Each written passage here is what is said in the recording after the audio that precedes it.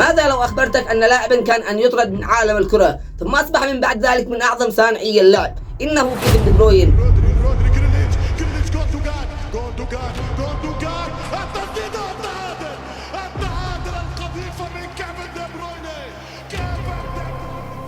البداية كانت عادية جدا، محاولة في تشيلسي لم تنجح وتجربة قصيرة كانت تنهي حلمه، لكن التحول الحقيقي جاء في ألمانيا مع فولفسبورغ حيث انفجر مستواه وأصبح أفضل لاعب في الدوري الألماني. وفي عام 2015 بدأت القصة الكبرى مع مانشستر سيتي، منذ ذلك اليوم صار عقل الفريق وقائد الهجمات وصانع السحر داخل الملعب، وحقق إنجازات كثيرة: 6 ألقاب دوري إنجليزي ودوري أبطال أوروبا و5 كؤوس رابطة، مئات التمريرات الحاسمة وأرقام تاريخية في صناعة الأهداف.